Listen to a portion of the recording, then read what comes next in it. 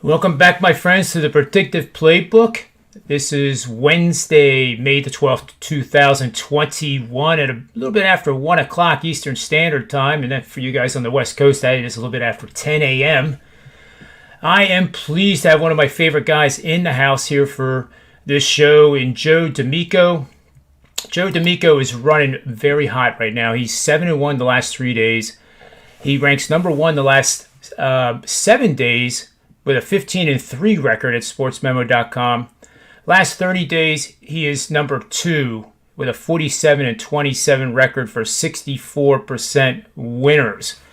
So he has 4 plays going tonight, and I will turn over and welcome Joe to the show, and he can tell you all the great details for what he has going on today. Welcome to the show, Joe. John, I'm honored. I love, we started doing these tete-a-tetes about a week and a half ago, and I'm really enjoying them. I've been a fan and admirer of yours personally for quite a while, and to work alongside of you it's an honor for me. But we've got a nice camaraderie. We're probably, listen, don't tell the rest of the guys on any of the sites, but we're probably the 2 best-looking guys in sports betting. So I think it's a good thing. But I'm excited to do these, I want to get, if it's all right, if you don't mind, I want to get the elephant out of the bag. The wonderful people over at Sports Memo, who I absolutely adore, I started with them a couple months ago. I'm doing very well with them. As you mentioned, 7-1 the last 3 days, 15-3 the last 7, 47-27 the last 30, 8-0 my last 8 in baseball. I'm riding a NBA run of 25-11-2. Very happy. Me personally, there are guys, and I don't badmouth anybody, but there are guys that will never talk about a loss, or if they have a bad day or a bad weekend in football, forget it. There'll be a no-show the following Monday. I don't have a problem. I don't like losses. Trust me. What people out there, I want them to understand about Joe D'Amico is when I'm winning, I'm twice as happy, and I'm going to tell you why. Because because the people that are following me, well, 3 times because I'm also an egomaniac, but because the people that are following me are winning, they're gonna come aboard more because I've earned a little good faith and trust with them. But I bet every game I put out. I'm not one of them guys. Listen, do what I say, don't do what I do. I am in the trenches. I'm not a general in the back of the miles behind the front line. I'm right in the trenches. I'm a sergeant in there with the infantry. I bet every game I put out. So I'm twice as happy. On losing days, and I do have losing days, I'm twice as pissed off, and I'm sorry, I'm twice as pissed off. To be honest with you, John, I'm sitting in a room right here, just on a side note, well over $1 million worth of sports memorabilia. I could turn it this way and this way. I've got stuff nobody in the world has. One specific game a few years back, I was 3-0 on NFL Sunday, early games. 3-0. I had one game in the afternoon. Game went to I was getting points. I'm winning. Fluke play, no seconds on the clock, goes to overtime. I lose the game on another fluke play. I took a game-used Mickey Mantle. Signed back. I splintered it. I hate to lose, but I don't have a problem talking about losing. Maybe because I win more than I lose, but I think it's part of the business. So I have to tell you what happened, if you don't mind. No, go ahead. This is great. The wonderful people over at Sports Memo came to me and said, Joe, we love what you're doing. And I said, well, I'm honored. I'm just proud to be here. Would you take part in our $2 Tuesday? I said, absolutely. Oh, my goodness, of course. So now, yesterday morning, I'm doing my games. Now, John, while farmers are asleep, I'm up working. I'll tell you that, okay? I'm up at 1 a.m. every day, and that's Pacific Standard Time. I do a lot of things, and we could talk about that or touch on it. But I had 3 games on the board. I have an under in the Orioles-Mets game winner. I put that as the free play on the site, and I put on every site, by the way. But I want to talk Sports Memo. I have the Chicago White Sox winner. Put that out as my home run play. I believe they're 7-1 this season, and I put out the Denver Nuggets. And I want you to know, I looked at this, and I'm not a guy. I want you to know, I can have $20, $30, $40, $50,000. I don't bet $50,000 every game. I want you to know that. But I get 10 and 20 dimes are usual. I get 10, 20 dimes in the game. I don't check scores. I'm not a score checker. I am superstitious, but I'm not a score checker. So I look at the score. First period, I'm up like 12, 14. Second, they come in. Then all of a sudden, okay, we're up by 9 with minute and change left. I'm in my backyard, a beautiful backyard, 4 dogs, my wife. I've got a glass of Louis the 13th. Nice, I'm drinking. The sun's going to have it. All of a sudden, boom, I lose I win the game by 5. And then I look that the darn guy misses a free throw with 3 seconds on the clock. I was upset. Now, I was more upset for all the people, and trust me, not just the Sports Memo name, man. Their name goes so far. It's wonderful. Just because they feature me, I wouldn't tell you how many purchases we had, how many people put their faith in me. I was upset for them. I didn't care about the 10 times I lost. I know what you mean. All right, I was upset for them. I don't have a problem talking about losers because you have to talk about losers. No one is undefeated. We have good runs. Sometimes we have a bad run. The thing that I do, John, is this. I don't put out a lot of plays. Anybody in the business that puts out a lot of plays, or any sports bettors that like to bet a lot of plays, if it makes you money, more power to you. Me, I'd rather have one wife that looks like Heidi Klum than 100 that look like Rosie O'Donnell, buddy. Me and less is more. It's awesome. It's true. It's true, though. It's true. Really, 100 Rosie O'Donnell's going to my house. One Heidi Klum just making breakfast really sounds good. I will tell you, John, though, I don't put out a lot of plays. I really don't. 1, 2, 3. Today I happen to have 4. It's a lot. For me, I'd rather put more money on 1 or 2 games, go 2-0, split out. If I have an 0-2 day, I'm 24 hours away from being back in the plus column. For me, anybody out there that bets tons of games, if you're making money, you stay with what makes you money, guys. You know, the handicappers out there in the world, and I don't badmouth anybody. But, if it makes you money and your followers are making money, stay with it. I like less aggravation. I like 1 or 2 or 3 games, bet more on it, and that's how I do it. But that Denver Nuggets game, I'm going to have a word with them when I see some of them guys. Next time I see them, I'll tell you what. Yeah, it gets to be frustrating. It's on the end of the day show with Tony Finn and Rob Vito, who you know real well. You've been on the show. We refer to it as being the dog or the fire hydrant. And in case you need to know, you want to be the dog more times than the fire hydrant. But there are days where, being the fire hydrant is not. It feels like the dogs involved are of the big breed variety, and you just cannot believe that game lost. Mm-hmm. We've all been there. Oh, absolutely. All been there. Absolutely. And the thing that I have a son I love more than anything in this world. He's 24 years old. He's a United States Marine. I always tell him, Joe, I fail more before breakfast than most people fail all day, but you got to come back. You got to come back. You can't get into that.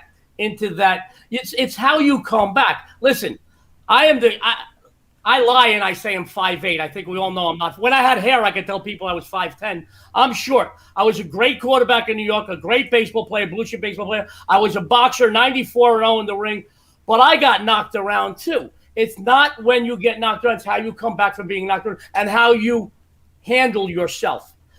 Never will I ever. If I have 3 plays in a day and 2 are early, sake of argument, and I go 2-0, you stay the same denomination on the later game. If I have 3 plays and I go 0-2, you stay the same denomination. If we pick up the last one, we're down a unit. It's always about, and to me, money management, John, is more important. It really is than wins and losses. It really is. You could love a game, bet 10 dimes on it, lose it, and bet a dime on 15 games and go 13-2, and you go, what the hell did I just do? I don't think money management is more important than wins and losses. But you've got to also, you've got to handle yourself well. And I've been doing this. I started when I was 10 years old with football sheets in the schoolyard, literally with football sheets. I was 10 years old, football sheets. I grew up in Little Italy, Manhattan, Lower East Side, born and bred, love it. And, statute of limitations is way over. I worked as a teenager for the biggest bookmaking corps in the 5 boroughs. And I don't want to tell you what I did for them, but and I always remembered collecting every week. Very rarely did we pay out, and it always got me to thinking. And less is more. And I see guys chase, and I see things. Listen, if something makes you money, you stick with it. That's all. Something makes you happy, you stick with it. For me, when I'm making money, when the people that are following me are making money, that's all I need. Yep, I agree with you. I think one of the biggest mistakes, and you alluded to it, that people make. I this big client of mine, still to this day, won't mention any names, but he wouldn't care if I did. Big player, right? So I go on a big weekend in football. It seems to be my niche, and it was one of those 7-2 type weekends. So I open up my mail Monday morning, and he sends me this mail. He says, "Oh man, I'm down big. You got to have a winner for me tonight." And I wrote back, I was like, "What do you mean you need a winner?" So he went 7-2, and then Sunday night he went on the Sunday night game because he was up, and he went for it, and it got ugly. Mm-hmm. And then the worst mistake you can make is using that Monday night game, like we've seen in the movies, where people try to recoup all the losses so they don't have to pay the guy. Well, John, I think it's crazy. I think years ago, prior to the explosion of offshore gaming, and also with the popularity and now with many states getting sports betting, back in the old days, guys. You picked up your phone, you called your bookmaker, and the week went Monday to Sunday. If you owed, you had to pay on Tuesday. If he owed you, he paid you on Wednesday. So it's funny how when they owe you money, they make you wait the next day. But and that's why the Monday night game was always so important, because people needed to chase. They needed to get even. I still see people in casinos. I live here in Vegas, and I'm in casinos every single day. Chase. I'll be honest, John. I'll go to the bar and local bar, and maybe a few dimes on the game, 5 dimes, whatever. I'm watching the game. I'll put 100 in the machine. I won't do it in sports. I don't do it, but I've chased $100 at the 4,000 when I only had 4,000 on the damn game. And then I won the game. My eyes going, yay, we won. We won. But that's that's to me is entertainment. But it's so important, the chasing, the discipline. Tomorrow's another day, guys. And when you're winning, I got a great one. And I won't tell you his name, just like you wouldn't tell me yours. I had a personal client many years ago, 25 years ago. He owned a chain of dry cleaners in Queens. Good, strong, better. It was during baseball season, and 25 years ago, not everybody played baseball, so a lot of people didn't have access to it. I'll never forget, I won 16 straight games. 16 straight. It's amazing. I lost the 17th game. I called him up. I said, "Listen, I got you." He says, "Forget it." What do you mean, forget it? He said, "I didn't think you were going to lose. I bet it." Well, and the guy bet a few dimes a game back then. So I said, "So you're telling me when eventually I got to lose? Why would you keep going?" So here's a guy who's 16-1, and he's got no money to bet. And then I see we all see it too. Listen, I love the Yankees. I rarely put. First of all, they're always a high favorite, and I try not to go above $1.45 unless listen. Only if Sandy Koufax was on the mound and he's got the 27 Yankees lined up behind him, maybe I'll go higher. Then I look at run lines and things like that. But you still got to be careful there, especially with the rule changes last year and this year. But really, John, it's a chasing and discipline. Tomorrow is another day. Tomorrow is another day, and that's why, if I have 2 or 3, if I go on 24 hours, we could be 3. We could win tomorrow 3 games. We're up a unit, but I don't push it. I do get people all the time that call me up or email me and go, "Well, how many games do you have in a week?" I can't give you an honest answer. Well, why not? Well, because I don't know what I'm going to like that day. I don't just put out stuff to give you action. If I'm not betting, I can't ask you to bet. If I don't eat the food in my own restaurant, how am I going to invite you to? It's not exactly. Good. But it's to me, it's about the day. I get my butt up about 1 a.m. I make my coffee. My paper's delivered by 2. I like to just look through it, and I take care of my dogs. I run them a little bit, and I'm inside, and I'm doing all my games. In today's times with these health conscious era we're in right now. The lines are a little different from the overnight lines. The lines that come out, particularly in basketball, we could see a line come out of 2, and then at 3, 4 in the morning, it's 4.5, and then by the time 8 or 9 in the morning, it could be 6.5. And listen, we've all lost the game by a half a point, let alone 3 or 4. So I really do think it's important, and do your due diligence every day. And I don't have a problem passing people. I think it's important. I think it's important. I tell you, hey guys, we're on a 9-1 run. Go enjoy dinner with your wife. I'm not married. Go to a strip club and have fun. Go find the one. But this is supposed to be enjoyable and entertaining. But it's always a lot more enjoyable and entertaining when we're making money. So bottom line, it always comes down to money. Yeah, well said. Well said. That's why I love having you on. Thank you. It's like a sports betting preacher of sorts. It's all cool stuff. So despite you being a Yankees fan for so many years, I think you have targeted that dreaded Boston Red Sox squad. Absolutely. Well, let's hear what you have there. This goes to confirm what I just said. It's not about your heart. It's not about it's about your head. And today's free winner, sports fans, as John mentioned, we're going to go to my second favorite ballpark. And I was at the one-game playoff in '78. I was there when Bucky effing Dent hit the home run. My second, I love going to Fenway. I have friends that played on the team. It's awesome. Many in the business prior to the start of the season, guys, felt that Oakland would compete with Houston for the AL West crown. And with nearly 25% of the campaign in the rear view, they hold a 2.5-game lead over the Astros. This is a good team. Respectable numbers both on the mound and at the plate. But going into Boston, facing one of the most explosive lineups in all of baseball is a whole different monster. Guys, the Red Sox are hitting the ball. If you remember the last few years, they started the season not hitting well. Then they're by mid-season when they started hitting, their pitchers were tired or injured. It's a big situation. But here's the deal, guys. The Red Sox offense, 5.14 runs per game, a team batting average of 261. Oh, wait. And they've got some power to boot, 44 home runs so far. That's tough for any visiting pitcher. But today, 27-year-old right-hander James Caprillion, say that 10 times quick. James Caprillion is making his first big league start. Talk about pressure. Whoa. On the flip side, left-hander Eduardo Rodriguez. Guys, he takes the hill. He gets a win here, and he's got 6 on the season. He leads the AL right now, 5-0 with 3.82. He's become the ace of the staff. And if you would have asked me prior to opening day, what do you think of Eduardo Rodriguez? I'm going to say, maybe third. He's the ace of the staff. He's become the most reliable.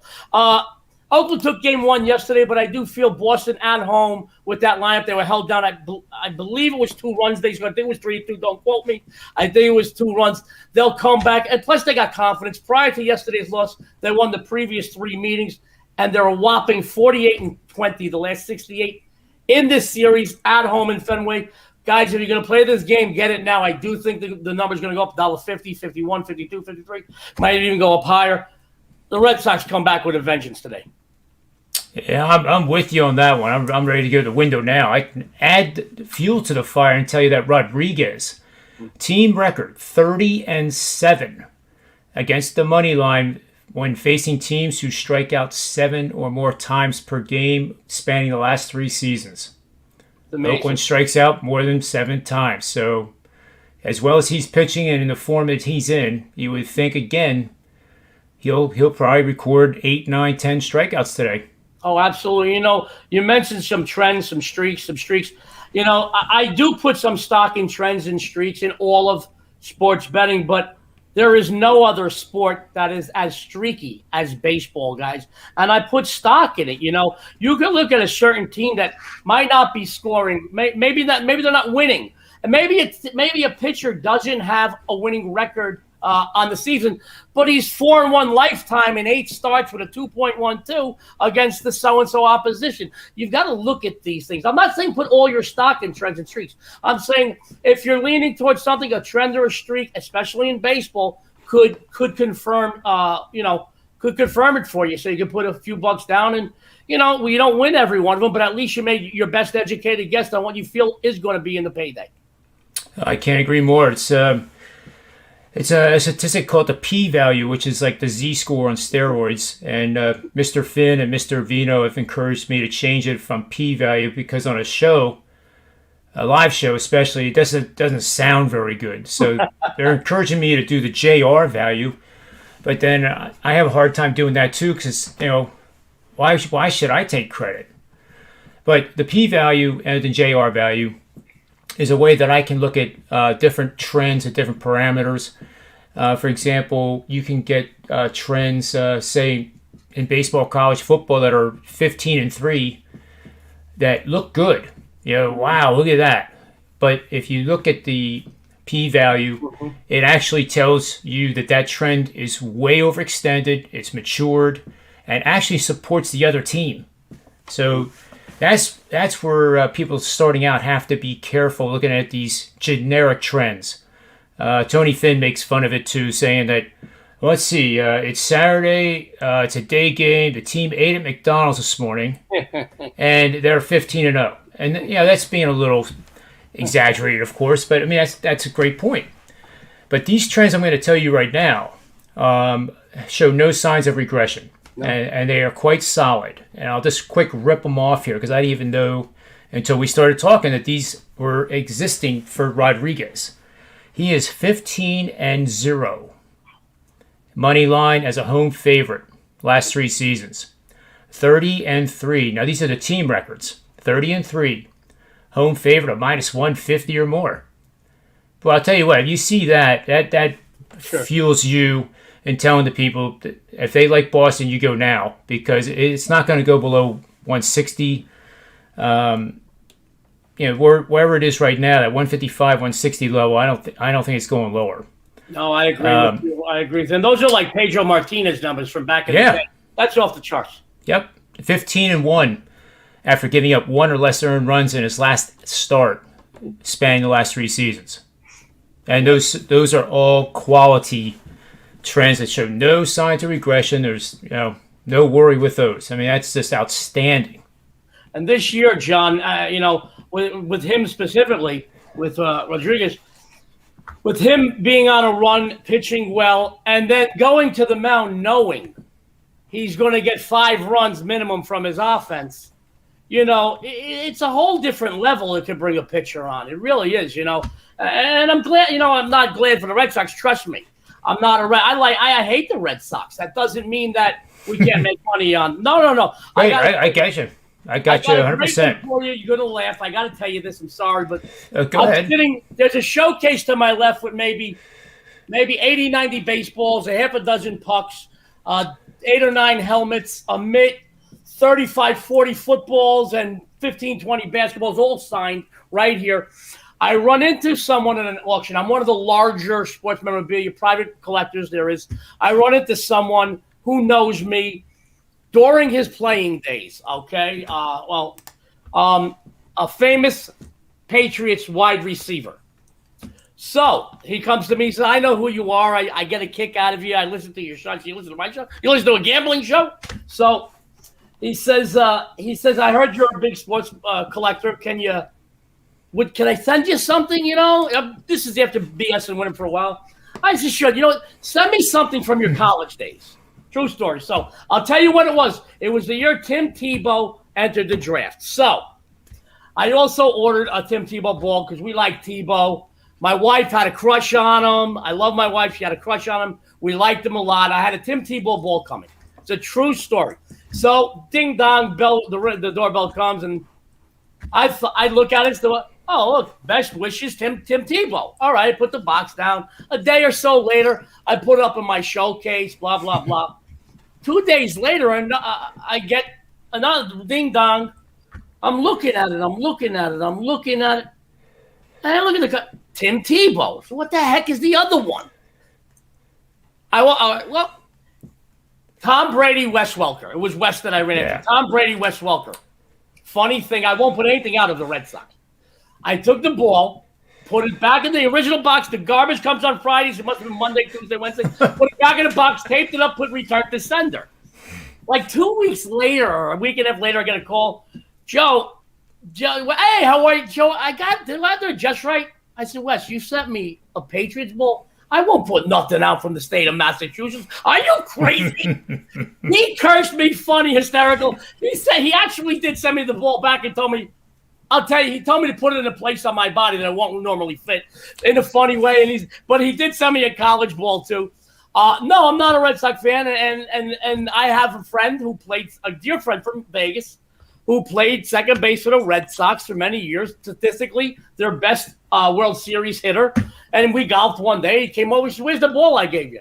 I said, "Marty, you're a Red Sox. You think I'm sticking that in my showcase?" But no, it's awesome. That's the thing that I want our people out there to know. I'm a Yankee fan. I don't bet. I rarely put them out. Rarely. And I hate the Red Sox, but that doesn't mean we can't make money. Does that mean I'm going to win today? No. I love it. It's true, though. It's true. It is true. It's 100% true. Two different things. I always say, John, two places your heart never belongs: sports betting and in love. Use your head for both. You'll be okay. That's true. Here's a question for the chat room for you. Sure. Joe, Sports Pick Hub wants to know, Joe, chances G-Mind Show takes Garrett Cole deep again tonight? Well, good. That's a good question, and thank you for chiming in, sir. The chance is good. He's pitching very, very well, but he throws very hard, and this team does have the Yankees' number traditionally over the years, and when you throw that hard, heck. Anybody could hit it long. I wouldn't bet against it. That's for sure. I think Cole's pitching well. I think, with the Yankees, they start off a little slow. They've won 8 of the last 10, give or take. Don't quote me, guys. I think they've won their last 3. But Tampa Bay plays them very tough. The last 3 or 4 years, they played them very tough. It's overwhelming. I believe they've beaten the Yankees more than any other team in the AL over the last several seasons. But I wouldn't bet against it. What's interesting too is we talked before the show, and I got to do more, research on the data. But the batting is starting to improve, and it's team specific. I totally convinced by the numbers that some of these batting coaches are saying, look, forget this stupid launch angle and put on a swing that stays in the strike zone longer, so that if you do get fooled by a changeup or a vicious slider, you can still get the bat on it, foul it off, and have another shot with another pitch. With the launch angle, there's only, the ball is coming in, the bat's going like this. There's only 2 places they can intersect and drive the ball. The other interesting thing is that as a league, the batting average is higher on pitches over 100 miles an hour than over 95. That's funny. So I'm going to do more work on that, because that's always been one of my thoughts too, that 100 miles an hour with no movement is easier to hit than, I'm trying to think, Zach Greinke with all that movement. Sure. It doesn't matter if it's 86 or 88. It's floating all over the place. It's diving here. It's diving there. You really don't know where it's going to dive next. Whereas you get a guy who's throwing 100, 101, and it's flat. Sure. It's going to get hit a long way. Oh, absolutely. Back in the day, and I'm going back I'm 52, even before my time, guys that threw speed, they were fewer and far between. And they really stood out, and they went deeper into games and things like that. In the all-speed stuff and whatnot. But, guys, the thing now, I think, especially this season, John, in any season, we've seen, almost nearly 40 games played. So it's a lot easier for 9 batters to figure out one pitcher than it is for one pitcher to figure out 9 batters. Yep. And I think they're getting a little more used. Guys that move leagues, guys that move teams. It's a little easier. I would say it's easy, but it is less difficult. Let's phrase it like that. That you're going up against the guy because you've seen him before, you see what he's doing, or his tendencies. And these guys, listen, man, you got guys that can hit. Almost everybody can hit speed, but I mean, to hit it consistently and place it where you want it. The game has changed quite a bit. It really has. But I think that it's a little easier right now going into the season for batters to figure out a pitcher than it is for pitchers to figure out batters. So maybe that's why the batting is going up. I think we're going to see a little bit more of it. Guys are getting fatigued. We're seeing guys sit now. The MLB is kind of turning it, kind of looking a little like resembling the NBA, where you don't see like major stars play back-to-back games.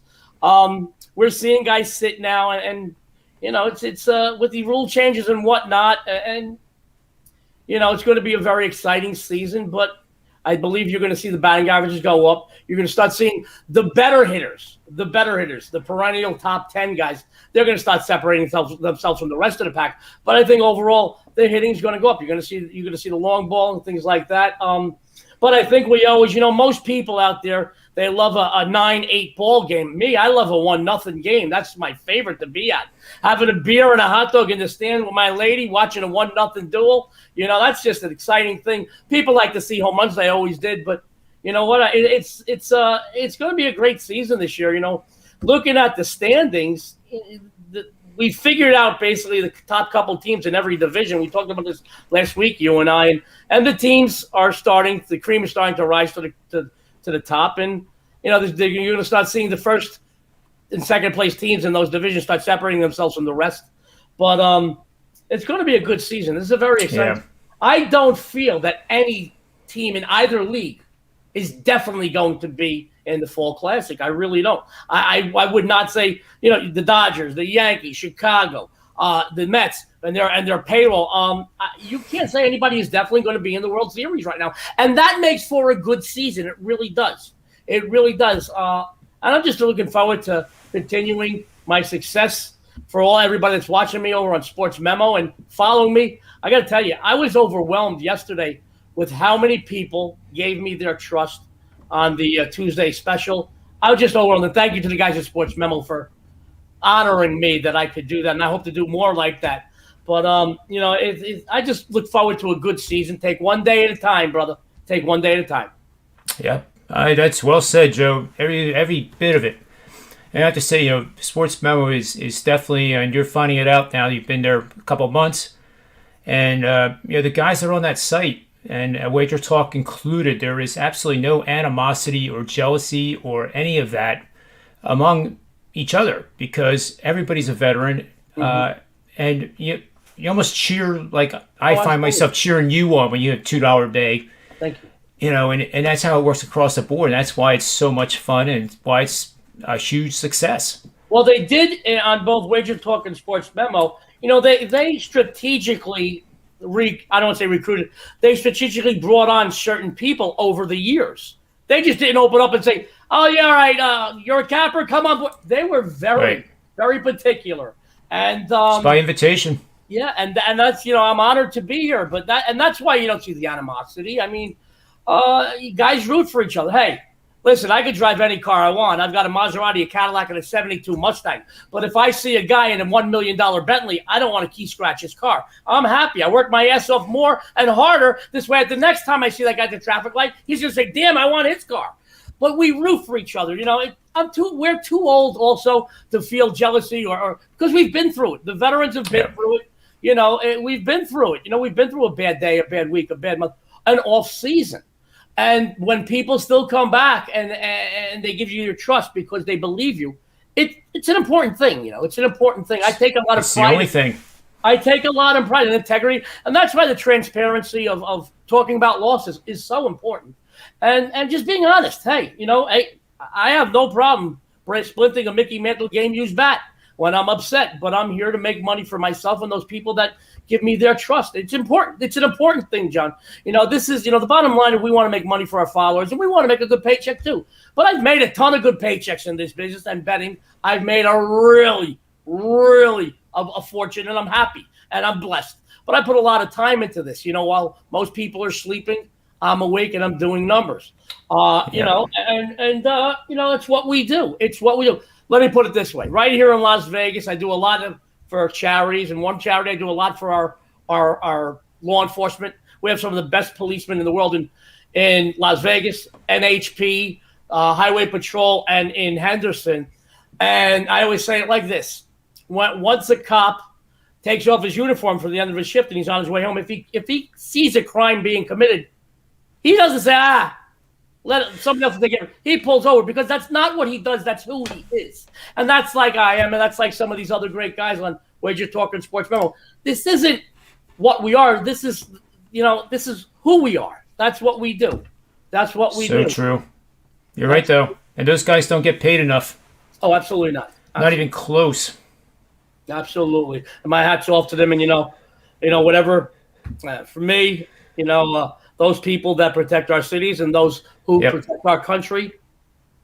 I have all the respect in the world from me, and I thank them. We owe them a debt we could never repay. But And also, where your son is too, with the U.S. Marines, is another group of men that largely go unnoticed. And I guess that's by design, but still, we don't know what they're doing until after it's been a victory. But when you realize it's a victory, that's when you realize the sacrifice and what they put on the line. Sure. Just for people like us, it's it's remarkable. absolutely, it is because of them that I personally can walk and speak freely, and it's things that we should never take for granted, and we owe them a debt we can never repay. Yep, I agree. That's the luxury we have of walking to the window and putting down a couple dimes and saying thank you.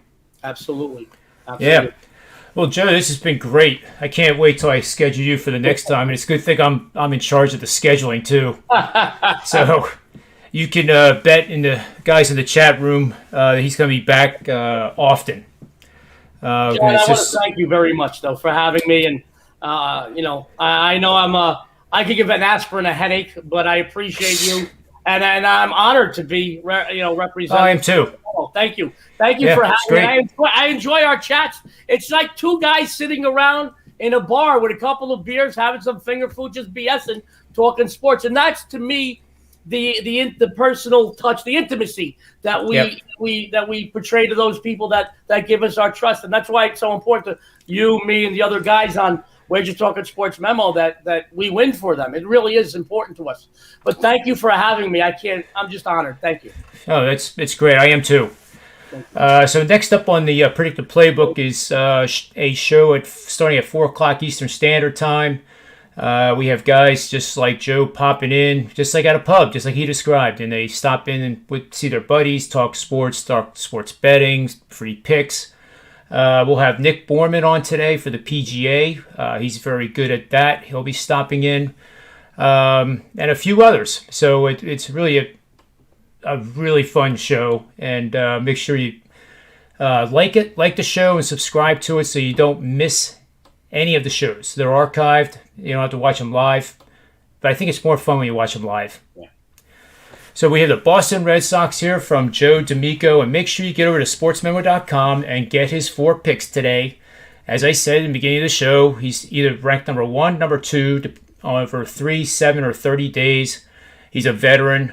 He's going to do good for you. He's honest, and the best thing to do is get one of those packages, 30, 60, 90 days, and that's a test drive. And I'm sure you're going to be satisfied with what you invested in, no doubt about it. So for Joe, myself, sportsmemo.com, wagertalk.com, may all the wins be yours.